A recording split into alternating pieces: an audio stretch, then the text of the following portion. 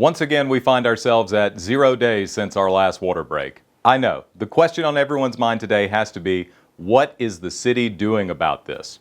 On the surface, it may not seem like a lot has taken place, but I can assure you that there are things that have been done to try to prevent this sort of thing from happening again. And I want to be clear, I'm not here to make excuses for the city. This sort of thing should not continue to happen in our community and cause disruptions to the lives of our citizens. The most recent disruption has caused our schools to shut down midway through the school day, costing valuable in-class time for our students and costing parents time out of work and lost wages and revenue. It also shut down service to the Allenwood subdivision and disrupted move-in day at Georgia College's West Campus. It's not a good look for the community. These water disruptions have been plaguing our community for nearly a decade now, and we owe you full transparency and accountability. So this video is going to be a little longer than a milli-minute because I'm going to explain from the beginning exactly what happened, how we got here, and what we've been doing to correct the problem moving forward. Let's go back to the 2010s. The first major system-wide disruption came in 2016. This incident in particular was a worst-case scenario. A major water line rupture in the middle of a creek bed. Usually it's easy to find when a water line ruptures because of all the water. But if it's in a creek bed, it's a little more difficult to track it down. The biggest failure in that moment was the loss of institutional knowledge of how the system worked, not knowing where the valves were, what valves to shut off to isolate the problem, and it caused a system-wide depressurization. That incident was a wake-up call for us, and new protocols were put in place to locate, test, and replace valves as needed to make sure that a break in one part of the system didn't cause a failure system-wide. I'm sure everyone here remembers Christmas a couple of years ago when we had another system-wide water failure. In that instance, there were a tremendous number of residential structures that had burst pipes, which caused the system to rapidly evacuate. There was also the loss of a primary pump from the water treatment facility. Beyond that, we contracted with technical engineers and experts in water distribution systems to update our hydraulic model of the entire city water system. We also implemented a new SCADA program. So SCADA is System Control and Data Acquisition.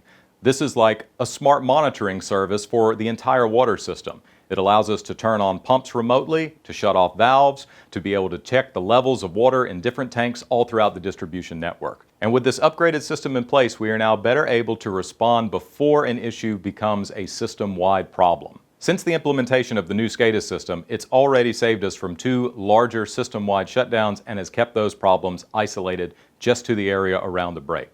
So you may be asking yourself, if all this work has been done, why are we still experiencing breaks? Milledgeville is a historic city, and portions of the water distribution system are nearly 100 years old. There's a mix of different types of pipes and plumbing in the ground. Shifting soil causes change in the physical location of the pipes, which can lead to separations or blowouts. And if you live in an older home, you may be familiar with the concept of water hammer. Turn on one valve and there's a ringing of the pipes. Same thing, but on a much larger scale. And typically, that infrastructure is only replaced at the time that it fails. To replace the entire system would be cost prohibitive and unreasonable. All of these issues can be overcome with proper planning and technical resources available to the city of Milledgeville. Over the last several years, we've been working with an engineering firm to plan and design upgrades for our water treatment facility.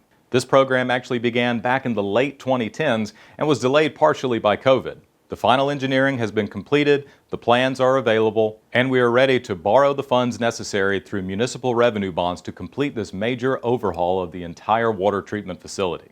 The total cost for this project is not cheap. We're going to be borrowing upwards of $55 million to complete this renovation. Part of that upgrade will be VFD, variable frequency drive pumps.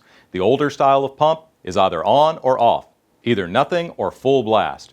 VFD drives allow you to slowly ramp up the pump speed, meaning that when those pumps are turned on, it creates less pressure and less of a shock force on the rest of the distribution system. The City Council also made the tough decision to raise water rates. This is to do 2 things. Number 1, to cover the cost of the debt service on the bonds issued for the water plant upgrade.